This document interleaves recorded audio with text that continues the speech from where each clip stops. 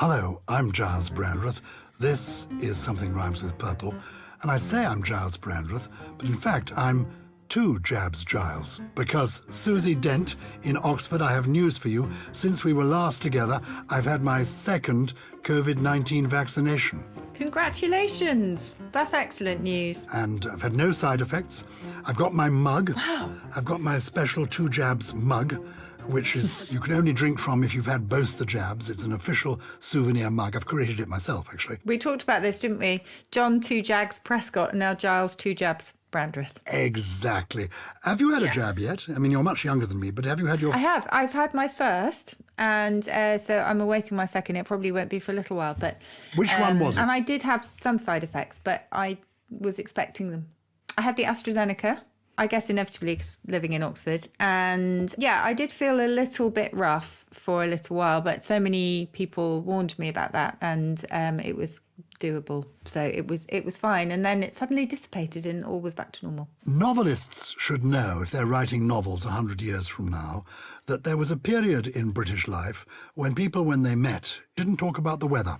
It was a brief period, but it ran from about the beginning of 2020 till about, I'd say, 2023, when people simply talked about, when they met, COVID, first of all, have you had it? Are you having it? And then, have you had your jabs? Which jab did you have? That's what people used to talk about the weather. Now all they talk about is their vaccine, isn't it? Yeah, it is. It's very, very true. And I can't wait to actually move on. And in fact, that's what we're going to do today, move on and move specifically on two wheels, because you have been navigating London on an extraordinary machine. Tell us about it. Not two wheels, but three wheels. I'm two jabs, Gyles, but three wheels, Gyles. This is because my wife would say, my whole life I have suffered from arrested development. There has been no progress. I was clearly happy, she says, as a little boy, and all I've done all my life is try to hang on to that. Enid Blyton's The Faraway Tree, that really is my idea of a good novel. And when I was a child, brought up in London in the 1950s, I had a tricycle. And I suppose it was a different era. I rode around the pavements of the part of London we were in, around Earl's Court, South Ken, on my tricycle. And I spent hours happily on my tricycle. And I think I thought of myself as Noddy. I actually had a Noddy costume. Oh, I can imagine you as Noddy. And I used to go to parties dressed as Noddy with a little blue hat with a bell on. And I made my cheeks pink with my mother's pink lipstick. And I enjoyed being Noddy on my tricycle. So move on. Literally 65 years, last year in the pandemic, limited to being in my part of town, not wanting to drive the car, not being told to stay local, I thought, actually, why don't I get myself a tricycle? My children all have bicycles, and they said, come on, Dad, get on the bike. And I thought, well, actually, I don't want to be falling off the bike. I'll get a trike. So I got myself a tricycle. I'm thinking now of getting an electric one, but the tricycle I have is a wheeling thing. I love it because the posture is good, it involves a bit of exercise, and it can get me moving around my part of town. Do you ride? Do I ride? Yes, I do. And I don't know if you remember, but during the first lockdown, seems so long ago now, but I really did go for many, many miles on my bike every single day. It was absolutely my escape, my oasis, as I often call this podcast as well. And I just discovered loads of places that I'd literally been walking past every single day. And I just decided to go down residential streets and to see what lay at the end of them. Went to some faraway remote places in Oxfordshire. Wasn't always sure how to get back, but I just followed my nose and I absolutely loved it. So sadly, I have got out of practice. So when winter arrived, I was really fickle and I put the bike away and haven't really got it back out again. So that's what I need to do. May I ask what you wear when you're doing your cycling? What kind of a bike is it? Okay, so I have two bikes. I was very lucky to be given a Pinarello for a charity ride that I did. Pinarello is a brilliant brand. It's like a sort of proper bike, I should say. You've got clip-in pedals, which took me a long time to get used to, and I'm slightly scared of going back there because if you forget to unclip at a traffic light, you just go sideways. That happened to me a couple of times, and it belonged to a former member of the Sky racing team, so it really is a fantastic bike. But I also just have a road bike which I use and which I love. That's the one that I was primarily using last year. As for wearing, well, if I'm going on the Pinarello, I will wear padded cycling shorts. Padded cycling shorts? Tell us more. What are padded cycling shorts? Padded because otherwise it's very uncomfortable, is it? Yeah, the saddle is very, very thin and it's very pointy. And I think when people go, have you heard of the exercise trend called spinning? No. Okay, this is what I also have done quite a lot of. So spinning is when you go into a studio and there's about 20, 30 bikes there, and you have an instructor at the beginning, very loud music, and they lead you through this regime of going very, very fast, increasing resistance. I mean, it's a really full-on, high-intensity training workout. It's absolutely brilliant. I love it. But of course, that's not been possible at all during lockdown. But those who try that for the first time end up having extremely sore bums at the end of it. So padded shorts, definitely recommended. As I say, clip-on shoes and just a Lycra top, which has got lots and lots of different pockets in it, because most sort of a very keen cyclist, shall we say, will suck vigorously on energy gels and will be seen kind of eating half a banana and then throwing the other half away. And you need lots and lots of different pockets in which to store all these things, because we'll get onto tribal language later, I'm sure.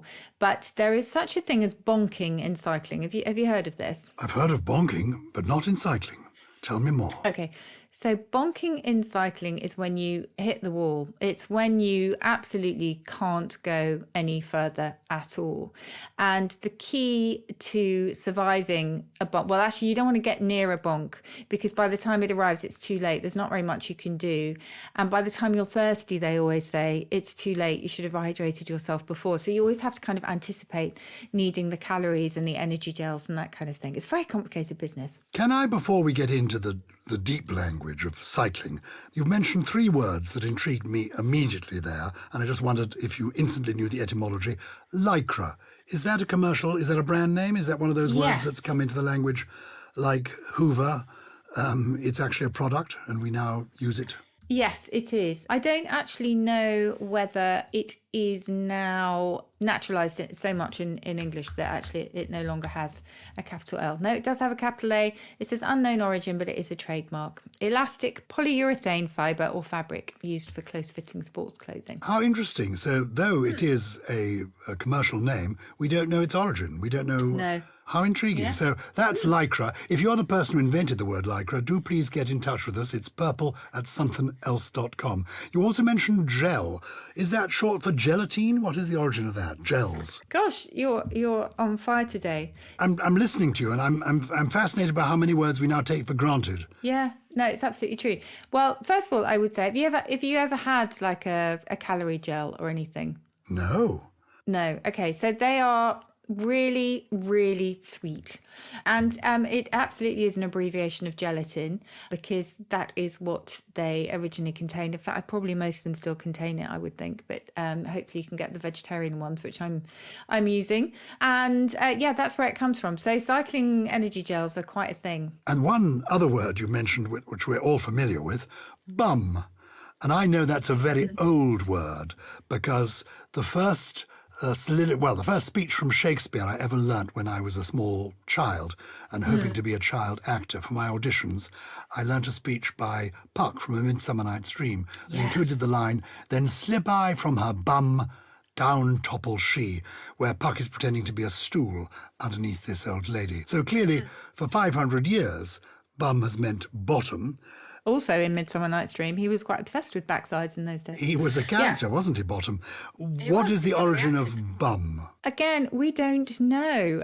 From the Middle Ages, until around the 18th century. So obviously this includes Shakespeare. It wasn't regarded at all as even vaguely rude.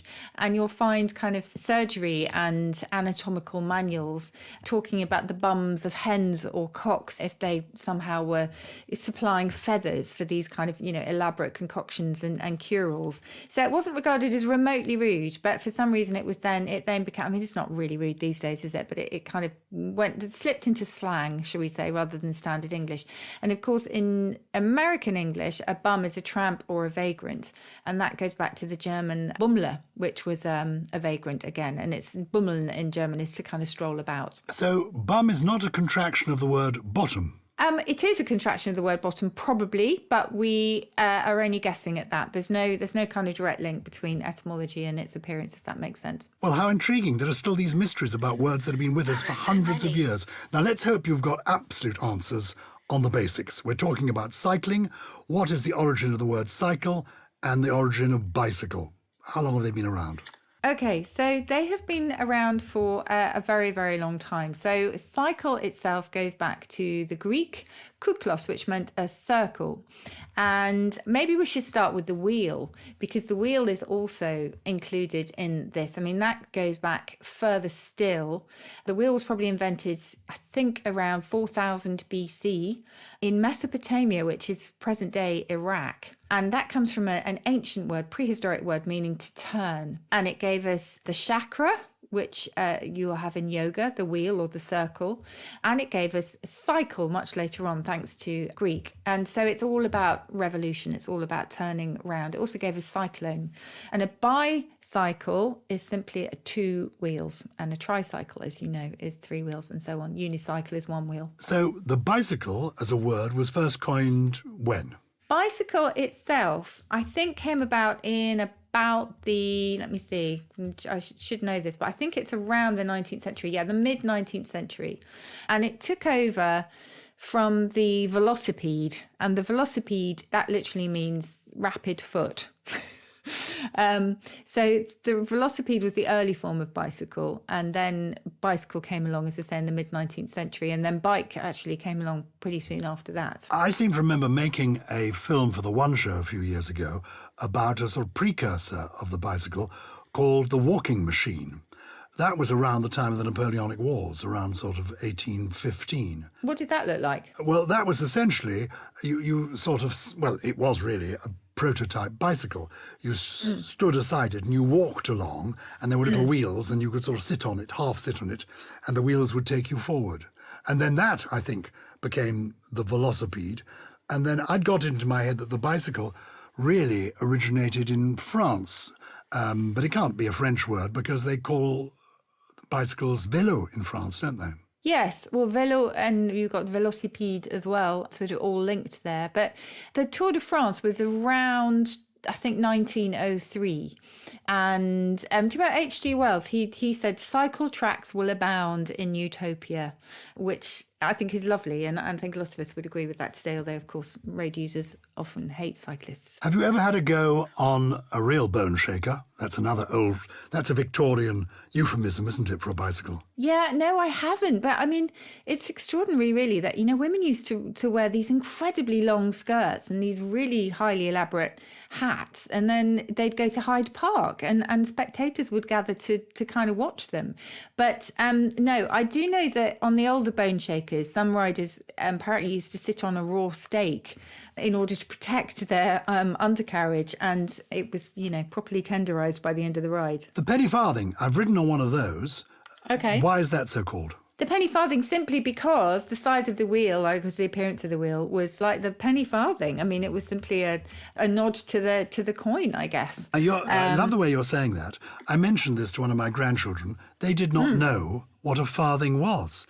So we have to explain, if there are young people listening, the penny was an old coin when we had pound, shillings and pence, and the penny was a large copper coin, quite big, a sort of inch in diameter.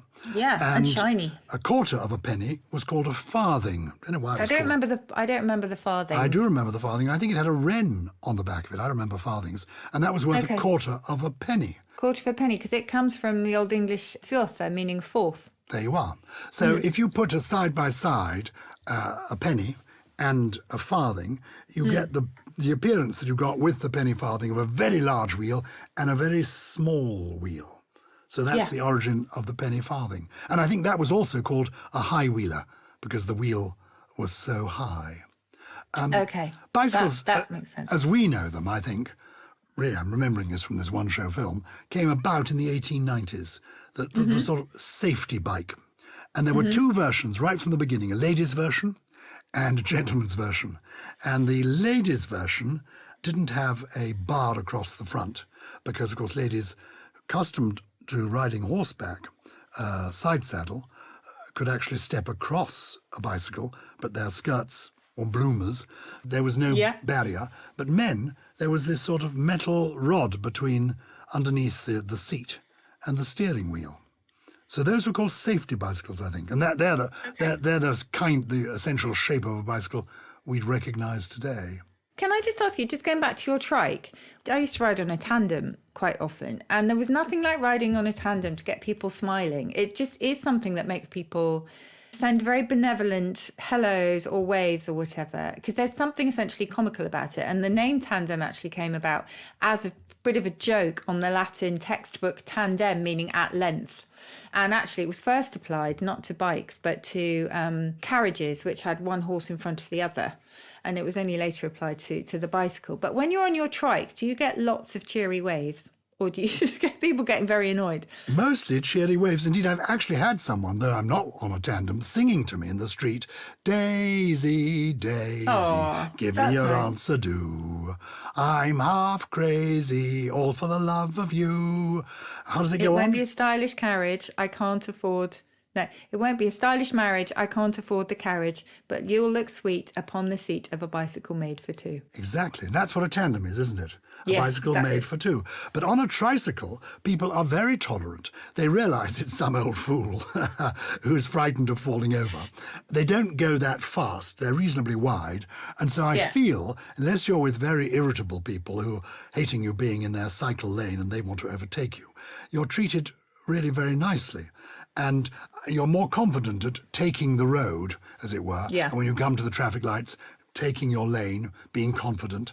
And you feel less... no clip-on pedals for you. No, and you feel less... clip-on shoes. Feel foolish making the road signs, so I put my arm out clearly when I'm turning right or left. It's got a little bell.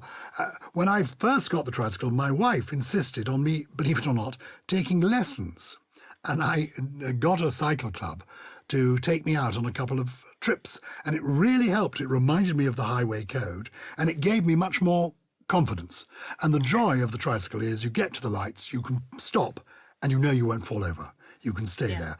It is quite slow, and you do feel as you're coming from a different world. It's got baskets at the front and the back. So I'm sent down to do the shopping. I fill up the front, fill up the back.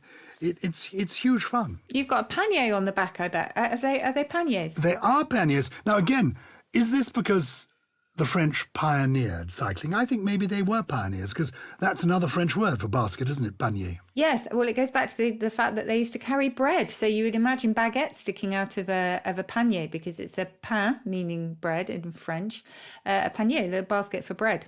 And we spell it with two N's. And the French spell it with just one, do they? Just one, yeah. Tell me about the Tour de France. I, as a child, would go a lot to France on exchanges and for holidays. And I loved the Tour de France. Whenever it was on, we would go. It seemed to come through every town and village in France. And one would go out and wave as they rode past, seeing who was in the maillot jaune, the yellow jersey. But do you know anything about the history of the Tour de France and words that are brought into the language? Do you know, I have a book which is on my shelf, which I really must read, which is about the history of the Tour de France, because it does attract huge amounts of interest. I saw it when it first kicked off in London a long time ago now. I know words like the peloton, the main pack of riders in the race, or in any road race like that. And that's French for little ball, because they're all kind of bunched together. And if you're in the peloton, if you're at the front or at the back, it doesn't matter. You arrive at the same time. So your course time will be absolutely the same. So yes, you mentioned the yellow jersey there, the maillot jaune. You call the maillot jaune, but it began as a green armband, which apparently was quite hard to see. And in about 1919, the Tour's director, a man called Henri Desgranges, decided the winner of the stage should wear a yellow jersey, simply in order to stand out. And yellow in honour of the sporting newspaper, L'Auto Vélo. They were sponsoring the race, and they printed on yellow pages. So that's why it's a maillot jaune. Got you, so that they were more visible. Take us through some of these technical terms and the origins of the words. Simple words like pedal and salad. Simple words like pedal and saddle. Just before we do, I must just say, if anyone is interested in the Tour de France or in the whole sort of ethos and the vibe of a cycling race like that, I do recommend a comedy from the early 2000s called Belleville Rendezvous. And it's an animated kind of comedy film, but it's quite dark as well. And it's about a grandmother raising her grandson, Champion, who is an orphan. And they watch this show on TV. I actually won't tell you too much about it because it will ruin it for you. But it's essentially how Champion gets a tricycle, indulges in a passion that he has built up over the years, thanks to his grandmother and thanks to this TV set. And then he competes in the Tour de France. And he's kidnapped. There's just so many things that go on. It's absolutely brilliant. Belleville Rendezvous. Is it in English or French? Well, it's a kind of cartoon in a way. So I can't actually remember whether it must be subtitled or whether maybe there aren't any words in it at all. Yeah, I'm not even sure that there are actually spoken words in it. I need to watch it again, but it's absolutely fantastic. Now, before we take our break, I want, please, the origin of pedal and saddle, fundamental bicycle words. Okay, so if I said to you, have a guess, because we've done so many of these. If I say to you, saddle, does it sound like it comes more from, say, the Norman conquerors, or does it sound like maybe it came from our Germanic ancestors? Saddle? Well, it has more of a French feel to it, saddle, because I said by mistake salad, because I see saddle and I see salad, whereas pedal, I know, must relate to feet and therefore come from Latin of some kind. Okay, I'll put you out of your misery. You're kind of, I mean, in some ways both are right, because it's Old English and ultimately of Germanic origin. So in German you have Sattel, which is S-A-T-T-E-L, but both of them probably go back to the Latin sella, S-E-L-L-A, which meant to sit. And in fact, that is related to sit. And pedal, you're absolutely right. It's from the Latin pes, ped, which meant a foot, which gave us pedestrian, and it gave us pedestal as well. Susie, you wrote a book about tribal language. What do you mean by tribal language, generally? Well, I just mean the language of particular groups of people, particular professions, people who are united by a passion, a job, and a language. So we all speak dozens of tribal languages, depending on who we're mixing with. So if you're a bird watcher, you will know exactly how to talk to your fellow birders. And if you're a Freemason, likewise, if you're a journalist, likewise, you will know about spiking a story or the slug of a subject, all sorts of things. And honestly, you just have to dip your finger into any profession and you will start to feel that there's a whole shorthand there that has completely passed you by because you don't really need to speak it. And it's the same for cyclists. They have their own language which kind of defines them, and it keeps them feeling as a united group, and it keeps outsiders out. Well, look, let's some of the outsiders come in by giving me some of the cycling tribal language that you're familiar with and what it means. Okay, well, if you start with the cyclists themselves, you might have, when road users or car drivers, I suppose specifically, get extremely annoyed at cyclists, I think quite often the most common complaint is that they will jump a red light. They won't wait as cars have to at the red lights. And quite often it is incredibly dangerous. And I have to say, it does give the rest of us a really bad name. So I hate the RLJs. They are the red light jumpers. A fairly obvious abbreviation there, but there are lots of them around. The cycling newbies in any sport, whether it's in surfing where you've got the shoebie, you will have a fairly disparaging nickname for the newbie, the beginner, the one that doesn't really know what they're doing. And in cycling, quite often they're known as Fred and Doris. Oh. So maybe Gyles now. Maybe it should be Gyles and Doris. I'm a newbie at tricycling, so that's what it'll be. What about breeks? You mentioned bonking earlier, which surprised me, but breeks. Yes, breeks are simply, that this is some of the kind of cycling shorts that you might wear. I think breeks particularly are sort of rather old-fashioned now. I don't think people would talk about them particularly these days. Now you've got kind of matchy shorts, jerseys and socks called super suits. Those ones that people wear that are highly branded and usually reflect the style of a particularly famous rider in the Tour de France. Those are super suits. You've got the chamois, spelt like chamois, the chamois leather that my mum used to use on silverware and furniture and that kind of thing. The chamois are either your padded cycling shorts, or also you can have chamois cream, and it's a wonder cream, I speak from experience here, that kind of prevents chafing. And if you are wearing those padded cycling shorts, don't ever wear them with underwear. That's a complete no-no in the cycling world. Oh, you go commando. You go absolutely commando. Don't ask me where that comes from, because no one knows. Very good. Is what I wear when I'm tricycling known as granny gear? Okay. I think if we're being a little bit mean, we might call them granny gear, but actually granny gear refers to the gear that you put your cycle into. So it's the one that actually makes you go incredibly slowly. And again, that's what car drivers tend to get a little bit. I've got gears on my tricycle, but I've never explored them. I just go at a steady pace, stately as a galleon. I'm not a speed merchant in any way. I don't think I'd be a speed merchant in a city situation. I definitely would be when out and about, but you have to be careful in the city. And you have to be particularly careful about endos, as they call them, which are kind of going straight over the handlebars, which again can happen quite often if you have to stop extremely quickly, in which case you might need some vitamin I. Do you know what the vitamin I might be? No idea. That's ibuprofen. That's quite That's funny. what you have to take after a biff, which is a crash. Our cycling is so different. The way you cycle and the way I tricycle, two totally different experiences. We should go out together one day, but I think you'll have got to Land's End as I'm just, coming to the end of the Balls Pond Road. No, I wouldn't have got to Land's End. I need to practice a little bit more. But it's just the most brilliant sport, and I'm very, very impressed that you've taken it up. As has Nick Hewitt, who is the host of Countdown. He's got himself an exercise bike and also a proper bike. Although I think his is slightly electric, and there is something very disconcerting about being overtaken by somebody who's 30 years older than me on a very steep hill, of which there are many around me, and then you realise that actually they are electric powered, but they're still going around on the pedals. So it's quite difficult to tell sometimes. I'm going to get an electric one for this very reason, so that people will think, it's just this old fool coming along here, and then suddenly I will sweep into the lead and cruise into town. What do you think? I think it's a great idea, but I do think be careful, because I know that Nick did have an endo. I know it went faster than he realised, and he did flip over. So be careful. Well, I'm always wearing my helmet. One last word before we move on to there's so much we've got to pack in today. Helmet.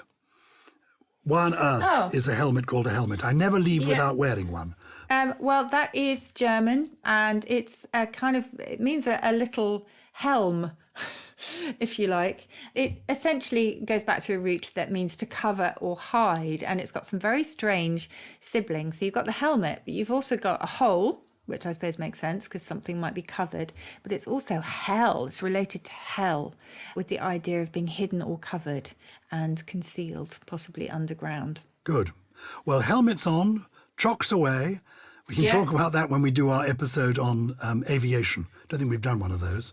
We did an episode the other day all about the world of advertising, and that has provoked some correspondence, hasn't it? Give us the first letter you've picked out from the selection this week. Okay, so thank you to everybody, obviously, who writes in. We do read them all. This one comes from Bruce Fielding, and I absolutely love this one because, as you say, we did advertising last time, and Bruce says, as a long-serving listener and therefore a dyed-in-the-wool purple person, imagine my delight when you started the most recently released edition with my ad. When I wrote it, the jingle at the end wasn't my key focus, but rather the two Swedish women having a conversation with an actor whom you may well remember. However, the last line is the thing that people remember, and I'm very happy to know that Susie wore a belt with my word on it, despite my receiving nothing for it other than my salary as a young ad copywriter at the time. Now, I can tell you the actor in the ad was a young Mike Grady from Last of the Summer Wine and Citizen Smith as well. Can you remember what my absolute favourite ad was? Well, I can. This was the lip-smacking Pepsi ad, and I think I would like you, please, to reprise that moment from it that you gave us. New listeners, this is why you tuned in to Something Rhymes with Purple, for this kind of audio magic. Well, I wish I could play Bruce's real thing, not to muddle it up with the other cola brand. But it was lip-smacking, thirst-quenching, ace-tasting, motivating, good, buzzing, cool, talking high, walking fast, living, ever-giving, cool, fizzing, Pepsi. Kind of went like that. And the joy of Something Rhymes with Purple is you can play the podcast again and again. People will be turning that into a kind of little loop. I think you could become kind of, what they call it, something, earworm? Is it called an earworm? An earworm. Yeah, that's from the German. Gets into your head and goes round and round and round. Marvellous. Yes. We've had, the joy is we have people who are who listen to us, and we have people from all over the world who listen to us. And this is a letter from, an email from Jess Matthews, a music teacher in New Zealand. Hi, Susie and Gyles. Greetings from New Zealand. You had a question on a previous podcast, the Slughorn one, about the word clobber, which you mentioned briefly could have Romani roots. I am Romani, says Jess Matthews, originally from the UK, and you might be pleased to know that as far as my family can tell, this is true. My father grew up speaking Romani as his first language and has taught me some of it. Also, as a side note, Gyles, if you want to be taxidermied, you need to take care.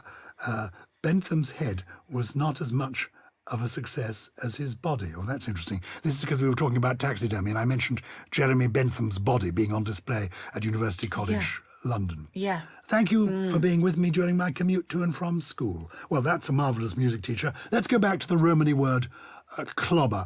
Remind me this language, Romani. It has Roman roots. It comes from where?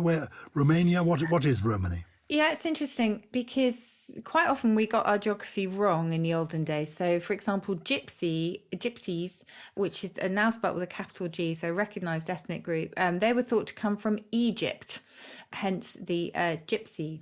And Romani is an Indo-European language, and it's related to Hindi, in fact. And I think they originated in South Asia, and then they kind of dispersed across Europe and North and South America. But their language is quite closely related to Hindi. And Rom or Romani, I think, means man or husband. So I guess it was like the sort of the patriarchal tongue, I guess. And it's given us, quite a few words in English, like having a deco, for example, having a look, that comes from Romani. Chap, quite a few words. It would be great to do maybe an episode at some point on the Romani language. Interestingly, somebody else has had vaccinations. It's Phil from Billy Ricky. I had my first vaccination today and a friend asked me how it went. I said I was fine, except my arm hurt like Billy-O. Who or what was Billy? Oh, and indeed, how is it spelt? Is it Billy-O with an OH? Billy-O without an H? What is the origin? Any idea? Yeah, well, the dictionary will tell you it's unknown origin, but it will tell you it's spelled Billy, like the boy's name, and then a hyphen, and then an O, the letter O. Lots and lots of theories. Some go back to the early steam engine called Puffing Billy, which of course might propel you along like Billy-O. Some with Good King Billy, William III, who burned his name into Irish memory, I guess, at the Battle of the Boyne. But the dates don't really fit for any of those. And I think the best bet is that it's actually part of a euphemism for like the devil, which dates back to Shakespearean times. And you'll remember that the devil appears in all sorts of ways. What the Dickens, for example, because Dickens was a euphemism for the devil. And there are expressions older than Billy-O in which Billy is a euphemism for the devil. So Billy be damned, for example. Or I think you could give somebody all Billy hell. So I think that it is related to that. If you go like Billy-O, you go like the devil. Very good. I think you've got the answer there. You deliver. You always do. Chris and Bridget Fletcher from Lewis in East Sussex, they want to know where the word deliver comes from. Is it to take the liver from an animal and present it, to de-liver? I know the liver is prized among hunters. De-liver. Where does that come from? So no, not related at all. So deliver goes back to the Latin liber, which means free, which also gave us liberty. So I guess if you remember in the Lord's Prayer, deliver us from evil, the idea is that you will free them or emancipate them from evil. And then the idea, I guess, is of free trade, setting free goods as you kind of, dispatch them, etc. And I think that was the kind of slightly circuitous journey that it took from freeing and liberating someone from evil to actually delivering a letter through your door. And the liver of our body is simply for the German Leber, L-E-B-E-R, and you'll still have Leberwurst, the liver sausage in German. You really deliver. No episode of Something Rhymes with Purple is complete without a bit of Leberwurst. We always need a sausage. We also can't end without Susie's trio. What are the 3 interesting, unusual words that you want us to add to our vocabularies this week?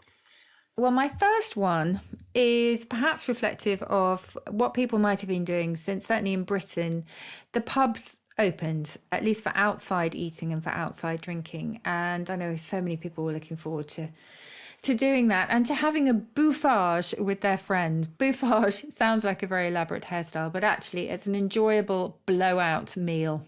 It's a slap-up meal, a bouffage. Another French word. I just love the sound of this, Gyles. It's an escarmouche.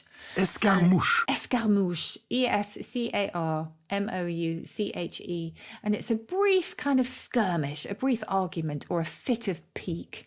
An escarmouche. Love that one. And the third one is actually a pretty good description of me. Actually used to be applied exclusively to men, but I'm going to allow myself into this particular club. A golumpus, G-O-L-L-U-M-P-U-S, is a clumsy, loutish person. So technically, should a female golumpus be a galumpa? Galumpa, I love that. I don't think it goes back to Latin. I think it's Yorkshire dialect, but really? I like the idea of it. So when you're being clumsy, you're a golumpus. That's a very good word because it's memorable, it trips off the tongue, it's brilliant. I agree. Here's a little poem that I think is memorable. It's from a collection of poems by a friend of mine called Jane McCulloch. And I love her poetry. She writes short poems and a lot of love poems, and her love poems are always rather bittersweet. And this is from a collection called The Breaking Wave, and it is a bittersweet love poem. It's simply called You Still Don't Understand. I tried to tell you in a letter. Now I'll say it in a verse. When good, no one was better. When bad, no one was worse. Don't know if that rings any bells with anybody listening, but if it does and you want to tell us all about it or send us any of your short poems, please do. And any questions you've got about words and language, we're here simply to explore the wonderful world of words. It's Something Rhymes with Purple, and to communicate, you email us purple@somethingelse.com. That's something without a G. Something Rhymes with Purple is a Somethin Else production. It was produced by Lawrence Bassett with additional production from Harriet Wells, Steve Ackerman, Ella McLeod, Jay Beale, and... No golumpus he. Gully. Gully.